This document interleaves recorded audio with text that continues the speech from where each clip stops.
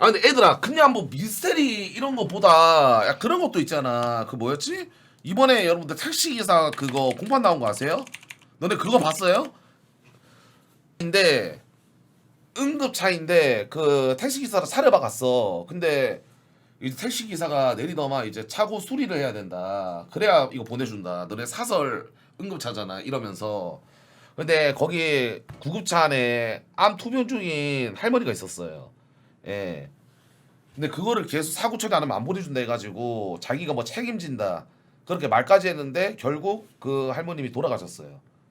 이번에 공판 떴던데? 와 그거 보니까 택시기사 씨발 미친 새끼더라 진짜 인정? 아니야 그 사건은 오래됐는데 최근에 이제 그 공판이 나왔어요 결과.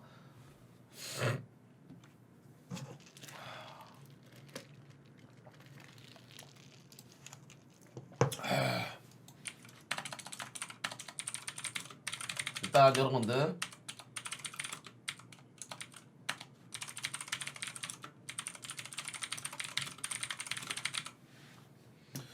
아니 근데 그런 것들을 보면 진짜 입을 함부로 놀리면 안 돼.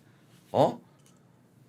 입을 함부로 놀리면 안 돼요. 그리고 구급차가 오면 씨발 좀 옆으로 좀 비켜주고 해야지. 내 가족이 구급차에 타고 있다는 마인드. 그런 마인드를 가지고 이 세상을 살아가야 됩니다. 나는 진짜 막 진짜 100m 전방에 엠브라 소리 들으면 나는 이미 갓길로 빠져 있어. 나 그런 새끼입니다. 어? 아 나는 진짜 그렇지. 애들아 일단 줘봐. 미스테리 그래도 몇 편 하고 가자. 그래도 여러분들 제 철국기도 봐주셨는데 그게 맞는 것 같아요. 인정? 미스테리가 좀 오셔다리 된다. 아 지금은 시청자로 신경 1도 안 써요. 괜찮습니다. 사설응급차 커피 사건이 뭐야? 어? 공포썰 해달라고? 썰은 예전에 다 풀어가지고 썰보다는 미스테리 하는 게 나을 것 같아요. 난 솔직히 신야 괴담은 그 뭐였지? 그 뭐였나 여러분들? 아 그 꼬꼬무 이런 게 재밌지. 내가 신야 괴담하면 솔직히 내가 맨날 나왔던 레파토리 세 가지 딱 그거밖에 없어요. 아 꼬꾸라미는 갑니다. 야 좀 없냐? 좀 없어? 인제대교 사망 사건 다 좀 다뤄주세요. 인제대교 사망 사건 뭐예요? 이거 링크 좀 줘봐요. 나는 진짜 유튜브에서 세상 돌아가는 거를 많이 보는 사람이거든요. 근데 진짜 애들 막 진짜 막 요즘에 희귀한 이상한 씨발 뭐 정신병 드립 치면서 뭐 자꾸 형량 감령 받으려고 그런 새끼들 보면 진짜 와 진짜 씨발 인간 쓰레기들 칼빵 진짜 칼빵 놓고 싶어 진짜로. 내가 그냥 교도소 들어가서 와 그거 줘봐. 심신미약이잖아요. 그러면 계획범죄를 못합니다. 예? 심신미약 상태면 계획범죄 못해요. 의도적 살인 못합니다. 아까 뭐 인제대교? 그거 좀 줘봐요. 빨리 줘봐요. 이게 뭔데요? 철구형, 누구세요? 저 형이랑 얘기하려고 기다리고 있었어요. 아 대종아 꺼져라. 뭐야 씨. 자 보도록 하겠습니다. 키뷰? 자 이거 살짝만 볼게 얘들아. 만약에 뭐 몰입 안 된다 그러면 말 좀 해주세요. 일단 이거 한번 보자. 뭔데? 근데 여러분들 제 미스테리는 좀 역설이 있을 수도 있습니다. 나는 범죄자들한테는 인권이 없다라고 생각하는 사람들이기 때문에 막말로 난 솔직히 말해서 정지 안 먹으면 패드까지 치고 싶어요. 예? 패드까지 치고 싶다고요. 근데 참겠습니다. 일단 욕설이 나올 수 있으니 욕설을 듣기 싫은 분들은 나가주시면 꺼져주시면 될 것 같아요. 잠시만요.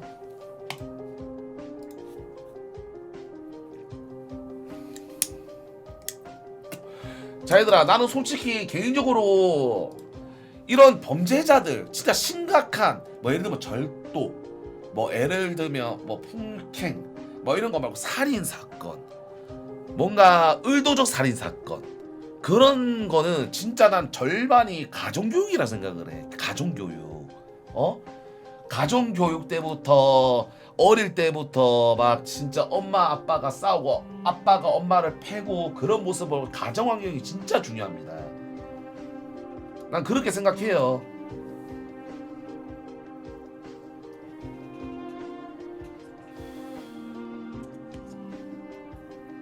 나는 진짜 그렇게 생각하는 사람이에요. 여러분들은 여러분 생각은 어때요?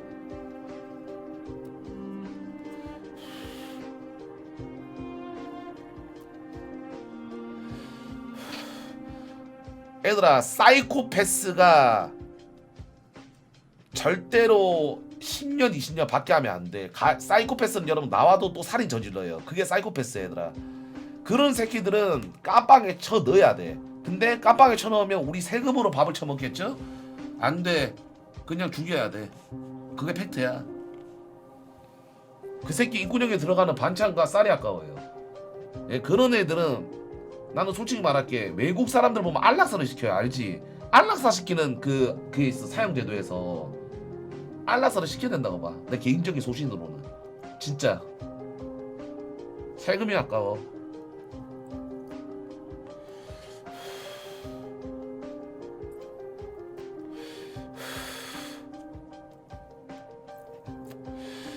예전에 사형하면 뭐가 있겠습니까? 뭐 전기 충격으로 죽이는 방법, 아니면 목을 어떻게 목이 이렇게 딱 되는데 갑자기 밑에 그 빡 뚫리면서 목을 하는 거. 그래, 어느 정도 인간의 존엄을 따져가지고 차라리 안락사, 수면 마취를 한 다음에 자는 상태에서 안락사. 그러면 고통이 없잖아. 그 정도는 이해해줄 수 있다. 인간의 존엄성을 위해서. 예? 저는 그렇게 생각해요. 근데 그렇게 되면 그런 것도 문제가 되지. 뭐냐면 진짜 다 그렇진 않지만 진짜 살인사건 100건 중에 억울하게 들어간 살인사건은 한두 명. 그런 사람도 있어요. 누명을 써가지고. 근데 그런 사람들 좀 그렇긴 하지. 그게 화성 아니야 얘들아? 맞죠? 자, 보도록 하겠습니다. 아니, 아까 전 인천대교로 달라 그랬는데 해상과 같이 찍힌 의문의 검은 손가락은 뭐야? 아, 나 이런 거는 난 솔직히 난 이해가 안 되는데? 나 이건 솔직히 몰입 안 돼요. 검은 손가락이 사진에 찍히고 나 이런 거는 난 진짜 이거 조작도 가능해가지고 일단 해볼게요 여러분들. 섬뜩하고 무섭죠. 지금 벌써 며칠째 계속 마음도 안 편하고, 차라리 그 사진을 찍지 않았더라면 그러면 아예 해삼만 준 좋은 추억으로 남을 텐데요. 해삼을 들고 있네요. 이거 노잼이에요? 예, 바로 그렇게 해요. 링크 주세요. 링크 빨리 줘봐. 아, 뭐 해삼이 찍힌 손가락이야 이런 거 말고 미셀이.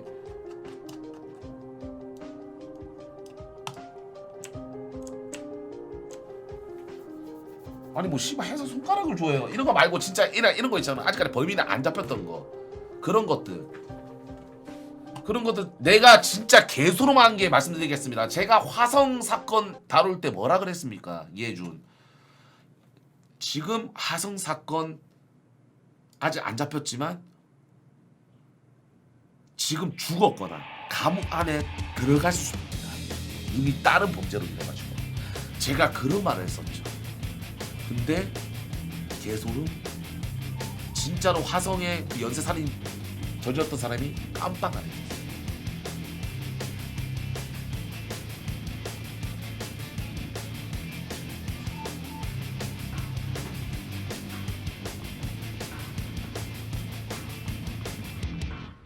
나는 여러분들 뭐 지금 김전인이다 그러면 명탕적 코나는 진짜 사실적 추리가 거의 아니야. 그럼 말도 안 되는 추리고, 그나마 김전일이 진짜 사신에 어떻게 비유했을 때 딱 들어맞는 그런 추리. 제가 김전일을 좀 많이 봤거든요. 야, 빨리 링크 줘봐. 링크.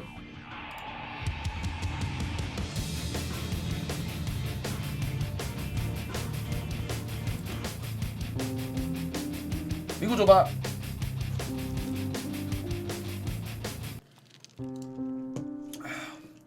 성민님 거 한번 보도록 할게요.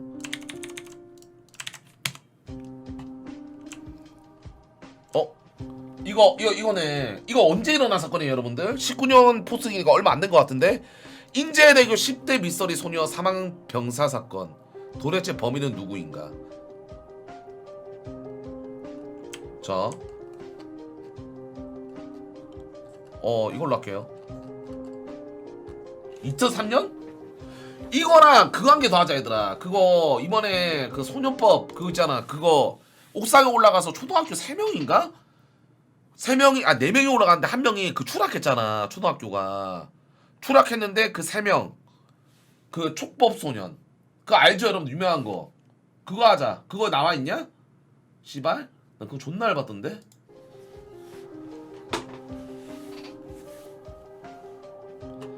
족같은 법이죠 여러분들.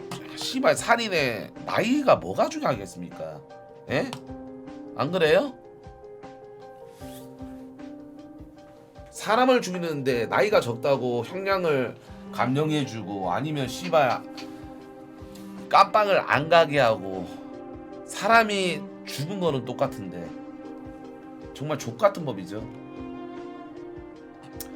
자 이거 보도록 하겠습니다. 인제대교면 좀 가까운 데네요. 10대 밀서리 소녀 사망 변사 사건. 제가 추리를 좀 하도록 할게요. 제가 또 김전일이기 때문에 제대로 추리 한번 해보도록 하겠습니다. 생일 파티였네요. 2003년 2월 23일 자정 무렵 강원도 인제군의 한 가정집에서 고등학교 졸업식을 마친 친구들끼리 모여 작은 파티를 열기로 한 날이었다고 합니다. 워낙 다들 친했던 친구들이라 23일 그날은 밤샐 생각으로 굉장히 즐거운 분위기였다고 하는데요. 그런데 저녁 12시 20분경에 김양이라는 한 친구가 잠깐 만날 사람이 있다면서 얼른 따라 다녀오겠다면서 친구 집을 나섰다고 합니다. 나서는 모습 이거 뭐야? 자, 그로부터 1시간 뒤 한 친구가 김양의 전화를 받게 됐다고 합니다. 당시 김양은요 친구한테 나 지금 만날 사람 만나고 다시 네 집으로 가고 있어. 지금 인제체육관에 보인다.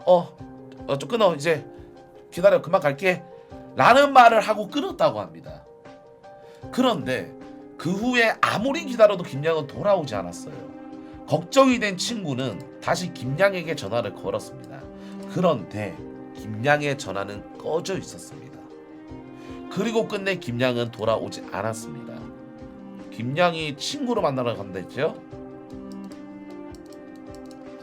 자, 이거 바로 되겠지? 옛날 건데?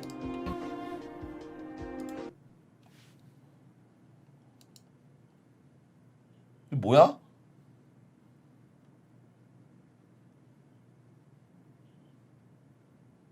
시신이야? 김양의 소식이 들려온 건 바로 다음 날인 2월 24일 오후 3시 반경 강원도 인제대교에서였는데요. 당시 김양은 인제대교 아래 하천 부지에서 알몸 상태로 좌측팔을 얼굴에 대고 땅바닥에 기댄 것처럼 엎드린 채 누워있는 상태였다고 하고요. 그리고 몸 곳곳에 피하 출혈과 턱뼈, 어깨뼈, 척추, 늑골, 골반뼈 모두 골절이 되어 있는 상태였습니다. 그리고 장기가 거의 다 손상이 된 상태였다고 합니다. 즉 이렇게 드라마 보셔도 시대 상태가 상당히 많이 안 좋았다는 걸 알 수 있습니다. 와, 먹는 것 봐봐.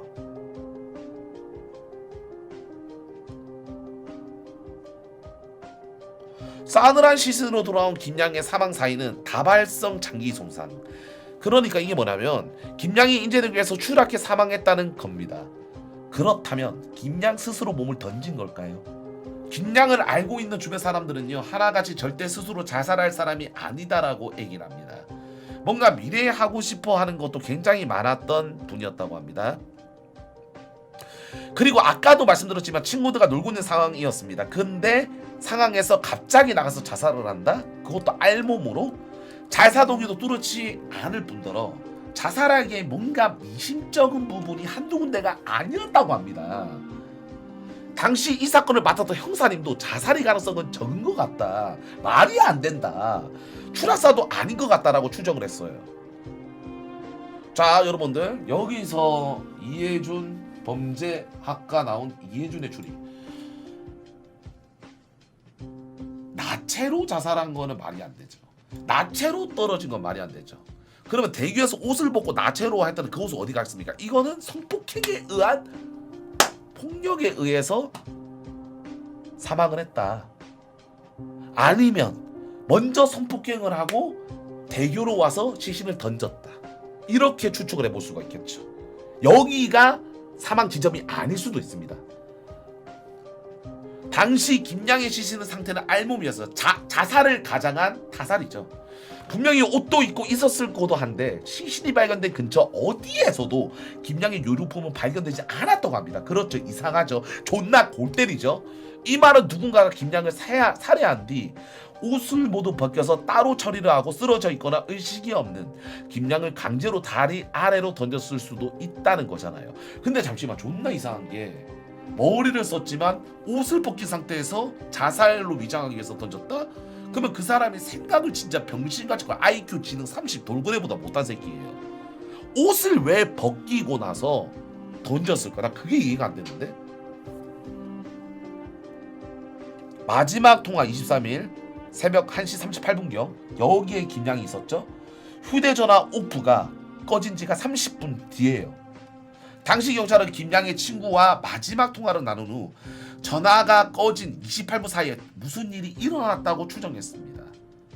그런데 여러분, 제가 아까 말씀드렸지만 김양은 친구들과 파티를 즐기다가 갑자기 누군가를 만나고 오겠다고 친구 집을 나섰습니다.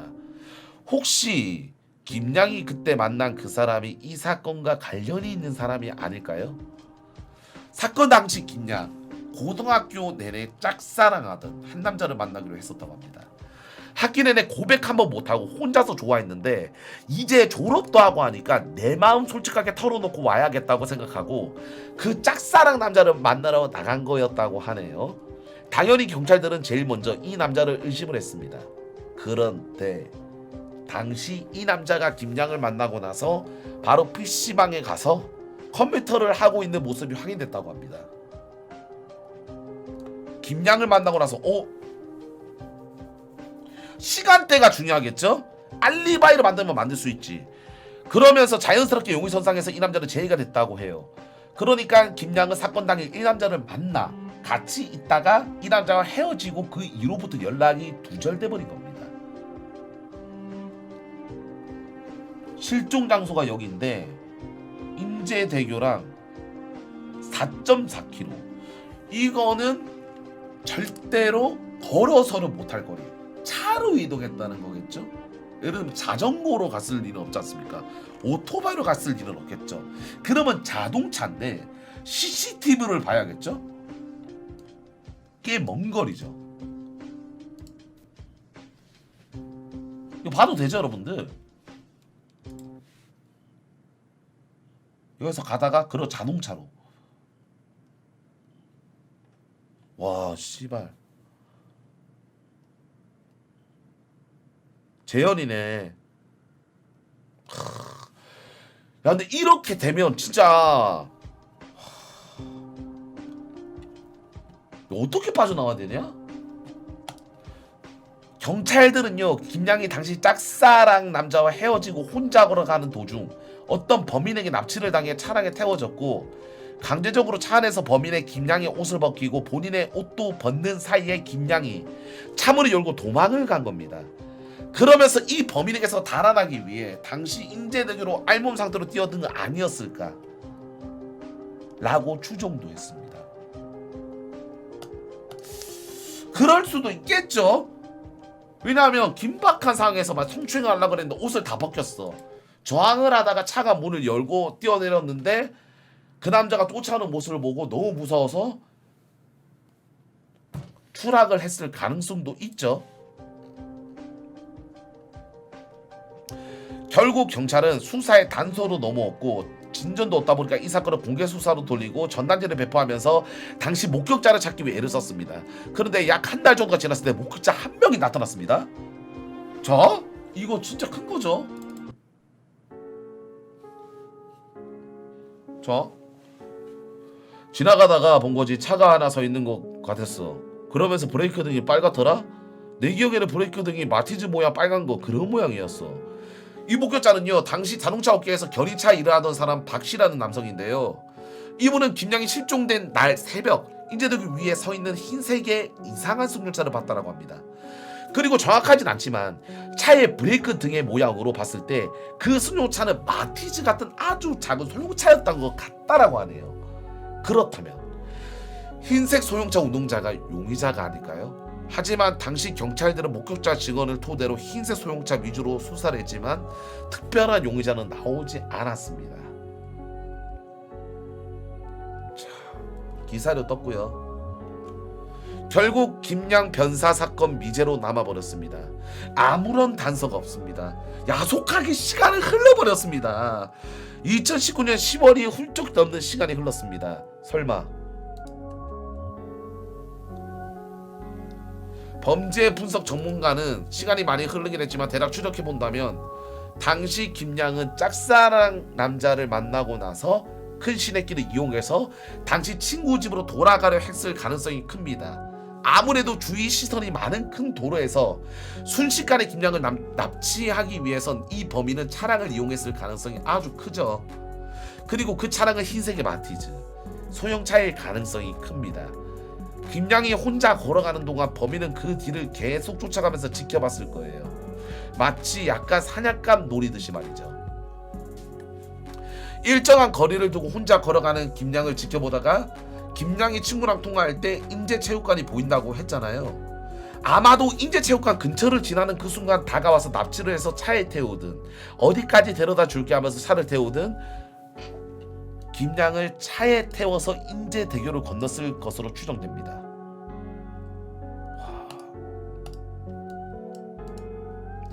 범행을 위해서 주차가 용이하고 인적이 드문 공간이 필요했을 거예요. 당시 이 범인은 범행을 저지르기에 적합하다고 판단한 곳은 인제대교 바로 건너편에 있는 인제휴게소였을 가능성이 크다고 합니다. 아니 근데 아이고야, 이거는 CCTV가 아예 없고 단서가 없어. 이거는 못 잡아, 객관적으로. 왜냐하면 만약에 혹시나 용의자가 나오라 그래도 요즘엔 또 증거 불충분으로 풀려난 사람 워낙 많게. 증거 있습니까? 증거 있어요? 이래버리면 답이 없다니까. 인제휴게소에 사람도 많고 많이 없고 어두우니 차를 안 보이게 되고 그 안에서 뭔가 범죄를 하려 했을 가능성이 존나 크죠. 그렇게 그걸로 성폭행, 김양이 저항안을 가는 과정에서 알몸 상태로 차에서 나와 가까운 인제대교 쪽으로 도망을 가다 대교 아래로 떨어졌거나 혹은 성폭행 시종 도중 김양이 쓰러지거나 사망해 범인이 김양의 시신을 들고 와 인제대교로 떨어뜨렸다. 그런데 김양의 시신이 발견되던 날 당시 사건 현장을 찾아온 한 남자가 있었다고 합니다. 그 사람은 박씨라는 남성이었는데 이 김양과는 을부청부 사이였다라고 합니다. 그런데 이 을부청부가 뭔가 좀 이상했다고 합니다. 당시 이 김양의 어머니는 재혼을 하신 상태였어요. 새 아버지의 전체의 딸의 남편인 을부청부가 바로 현장에 찾아와서 우리 김양 죽인 놈 당장 찾아내라고 소리 지르고 범인 못 잡으면 경찰을 가만 안 둔다고 그랬대요. 아이고, 이거는 경찰한테 좀 그러면 안 되지 않나? 그런데 경찰들이 나중에 알아보니까 김양과 을부청부는 그렇게 가까운 사이가 아니었다고 합니다. 그래서 경찰들이 이 을부청부가 김양의 죽음에 지나치게 나서는 것 같다는 느낌에 좀 의아했다고 합니다. 아니 근데 이게 왜 이상해? 이상할 게 없죠. 왜냐하면 따질 수 있는 거지. 막말로 이분이 설마 아니겠지만 김양을 죽인 범인이다? 따질 이유가 없죠. 맞잖아. 안 그래? 이 사람 많은 게 범인이다 그러면 따질 수 있는 거지. 하지만 을부 형부는요, 나는 유통업을 하면서 저녁 10시에 퇴근합니다. 23일 날도 10시쯤에 퇴근해서 얘기를 들었어요. 김양이 실종이 됐다고. 내가 그거 듣고 놀래서 12시까지인가 바로 차 몰고 군축교 주변으로 해서 김양을 찾으러 다녔어요 라고 얘기했습니다. 근데 여러분들, 자, 이해준 족전을 빙의하겠습니다. 둘 중에 하나입니다. 뭐냐?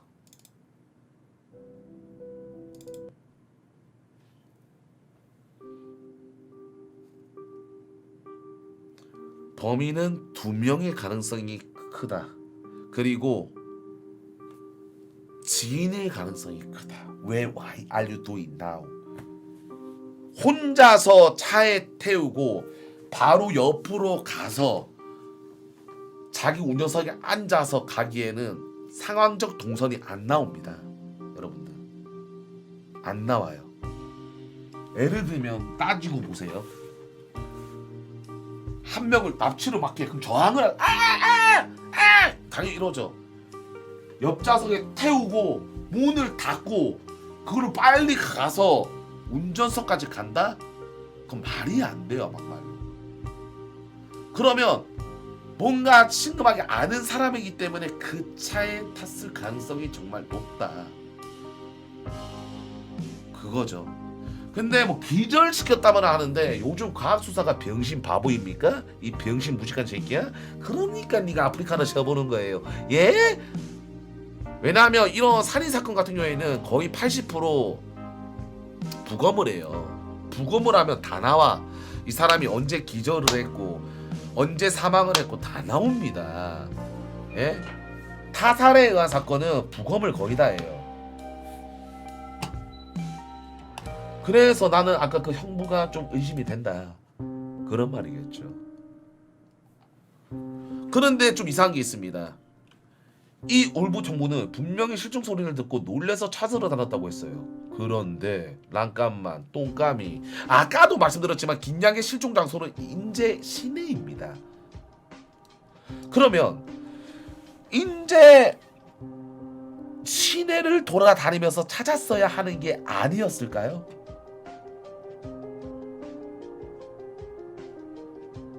그런데 당시 의붓총무는 시신이 발견된 장소 인제대교 주위를 찾아다녔습니다. 무슨 말이에요? 아 근데 이거는 여러분들 여러분 너무 몰아가면 안 돼요. 그럴 수도 있지. 실종됐으니까 혹시나 인천대교 거기에서 시신 그다음 그런 거를 찾을 수 있으니까 거기에서도 갔을 가능성이 있죠. 예를 들면 우리가 산 옆에서 사람이 그때 실종이 됐어. 그러면 어디를 갑니까? 산에 가겠죠. 그런 거 맨키로 옆에 바로 인제대교가 밑에 있으니까 거기를 갔을 수도 있다. 예? 그런 거죠, 여러분들. 너무 몰아가시면 안 돼요. 그 사람이 지금 봐서 볼 수도 있습니다. 고소 때립니다. 자, 군축교. 아까도 말씀드렸지만 김양이 실종된 장소와 시신이 발견된 장소는 4.4km. 꽤 많이 떨어져 있습니다. 그런데 왜 의붓총무는 김양이 실종된 장소가 아닌 시신이 발견된 장소로 가서 김양을 찾으러 다닌 걸까?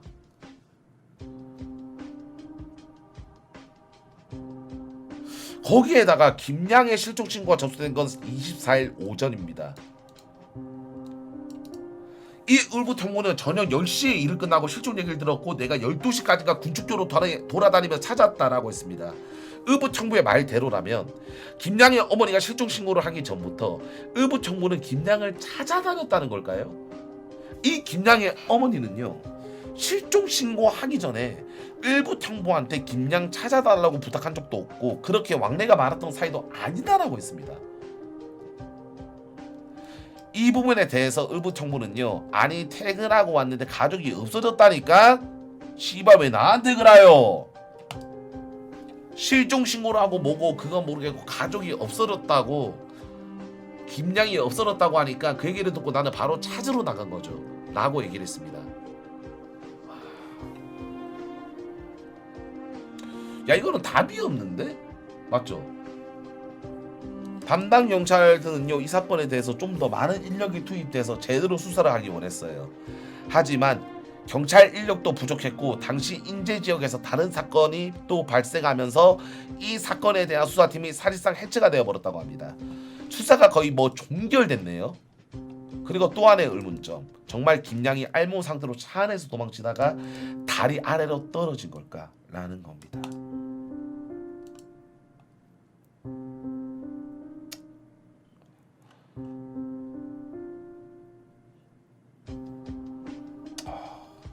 약간 이렇게 생각할 수도 있겠지 얘들아. 만약에 이 올부 사람이 범인이다? 만약에 1%의 확률요?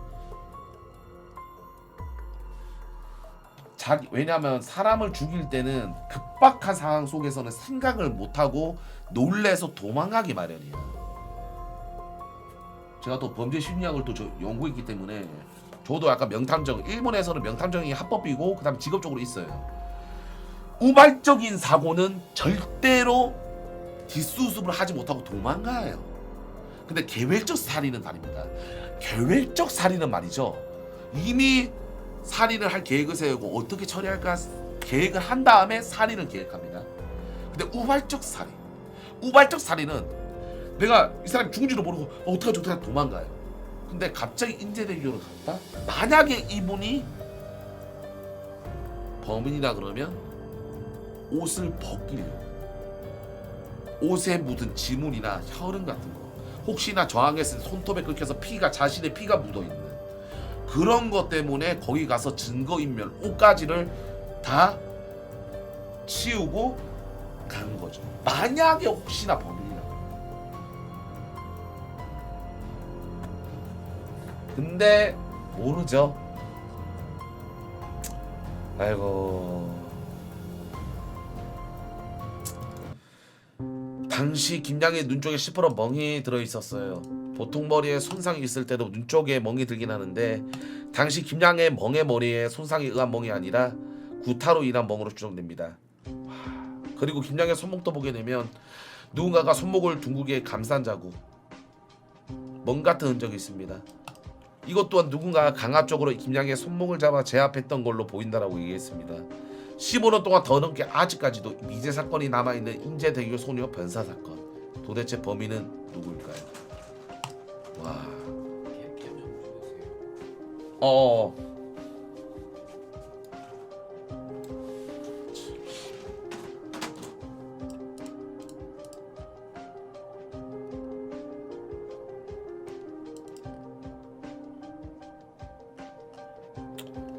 와, 목격자도 있었네.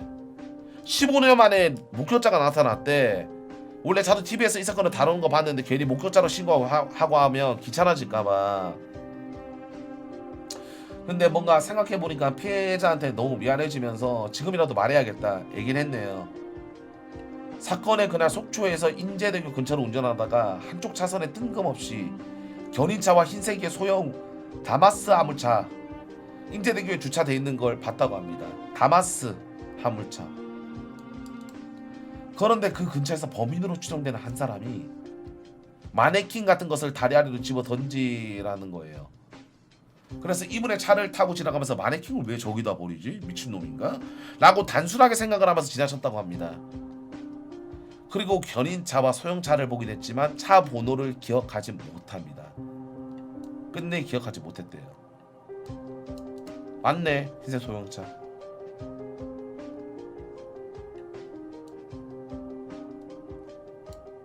어?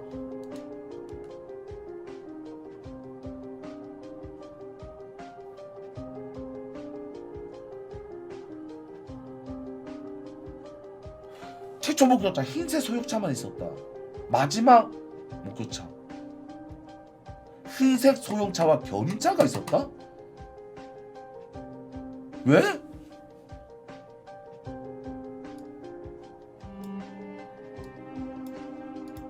아니 잠시만. 아니 견인차가 둘 다 주차되어 있었다고요? 예?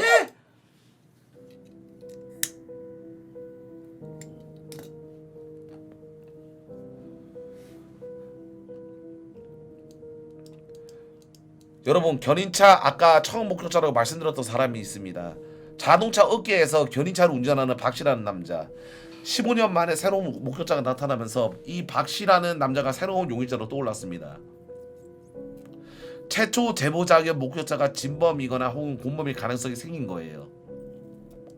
경찰들은요 이 사실을 알고 나서 바로 최초 제보자를 수사하기 시작했습니다. 그런데 우연인 건지 이 소녀 시신이 발견되고 얼마 되지 않아서 이 목격자였던 박씨 남성은 인제 지역에서 일을 그만뒀다고 합니다. 결론적으로 수소문을 했지만 이 최초 목격자인 박씨를 찾지는 못한 듯해요. 와.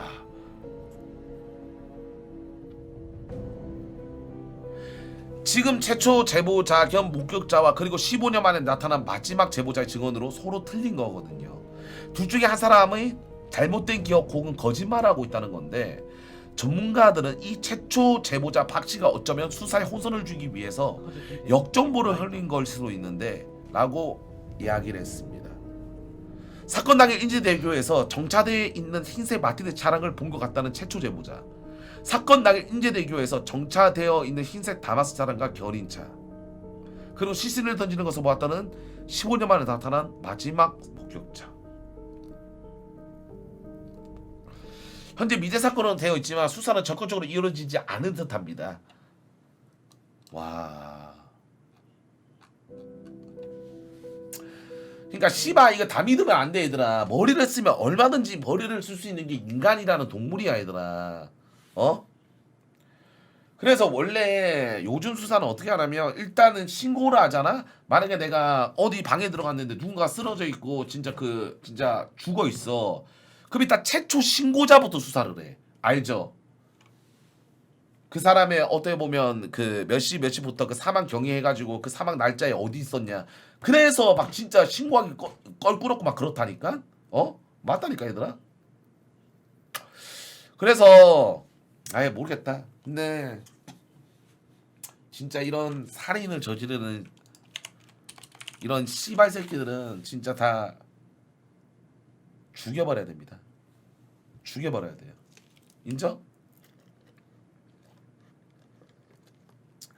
살한 취급을 안 해야 됩니다. 그러니까 나는 사형제도에서는 뭐 사형이 불필요한 사형도 있겠지만 진짜로 필요한 사형은 빠르게 보내줘야 돼. 어? 벌레 같은 것들은 그래야지 우리 그 세금이 막 안 나가고 그 세금으로 뭔가 건물이라도 한 개 더 짓고 예를 들면 도로라도 포장공사도 하고 그런데 돈을 써야지. 이 병신 범죄자들한테 밥 한 톨 먹일 바에야 누가 씨발 세금 내는 사람 중에 범죄자한테 예를 들면 뭐 진짜로 뭐 1년 2년 사는 사람들은 뭐 당연히 뭐 밥을 먹어야 되겠지만 특수한 경우 무기징역, 사형 아직 집행 안 하고 있잖아. 그런 사람들 거의 다 보면 살인죄거든. 그 살인죄들한테 밥을 먹이는 게 좀 아깝다. 누가 그거를 동의하겠습니까? 세금 내는 사람 중에. 안 아깝다고 생각하는 사람 아무도 없을걸요. 빠르게 사형 제도로 부활시켜야 돼요. 그러니까 미국도 사형 제도 그냥 바로바로 즉각 이거 시행하지 않나요? 맞지? 나는 그렇다고 보는데. 증거가 100% 확실하게 오고 집행을 해야지. 근데 범죄자도 인권이 있다라는 말이 아직까지는 있어가지고 사형을 안 내리는 거죠. 예. 이게 진짜 족같은 법이죠. 그리고 두 번째 제일 족같은 법, 촉법소년. 이 역같은 법. 솔직히 나는 내가 딸내미를 키우고 있지만 초등학교 3학년까지 되면 어느 정도 자아가 생겨요. 자기가 판단할 수 있고 결정을 내리고 사리 분별을 한단 말입니다. 근데 진짜 와 촉법소년 진짜 이거 좀 심각하잖아 얘들아. 개바죠. 존나 심하지. 존나 약간 범죄 저지르고 어차피 저 촉법소년이에요. 잡아가세요 씨발. 이런 마인드로 배째란 식으로 나오니까 더 족같은 거지. 살인자가 뭔 인권 보호예요. 맞죠? 존나 웃긴 거는 진짜 그 예를 들면 법원에서 범죄자가 나오잖아. 근데 옆에 있는 경찰관은 모자이크 안 하는데 범죄자는 모자이크 한다. 아니 뭐 씨발 경찰의 인권은 없어? 어? 존나 웃긴 거지. 범죄자는 모자이크 하는데 범죄자 옆에 이게 팔짱 못 도망가 팔짱 끼고 있는 경찰관들은 모자이크를 안 해요. 이게 말이 안 되는 거지. 족보소년이요? 아 여러분들 저 근데 오늘 너무 졸려가지고 나 일단 오늘 좀 쉬고 내일 좀 오면 안 될까요? 내일 좀 오래 할게 얘들아. 어? 좀 쉬고 나 내일 공지 쓸 테니까 나 내일 한 8시? 그래서 이거 만약에 되면 컨텐츠로 내일 좀 오도록 할게요. 포서 쓸게요 여러분들. 아예 여러분 아까 철규기 많이 봐주셔서 감사드리고 철규기 많이 좀 다운로드 좀 부탁 좀 드릴게요. 예. 나 오늘 아침부터 전주 갔다가 마리가리 치고 좀 한다고. 예. 오늘 너무 많이 봐주셔서 감사드립니다. 너무 감사합니다 여러분들. 좀 피드백 수용하고 좀 달라지고 올게요 여러분들. 너무 감사합니다 많이 봐주셔가지고. 고맙습니다 여러분들. 고맙습니다. 감사합니다 형님들. 광고하고 이제는 바로 안 끌게요 여러분들. 뭐라도 한 개 하고 끌게요. 일단 그러면 나 공지 쓸게요 여러분들. 공지 쓰겠습니다. 오케이. 네, 감사합니다 여러분. 내려오도록 하겠습니다.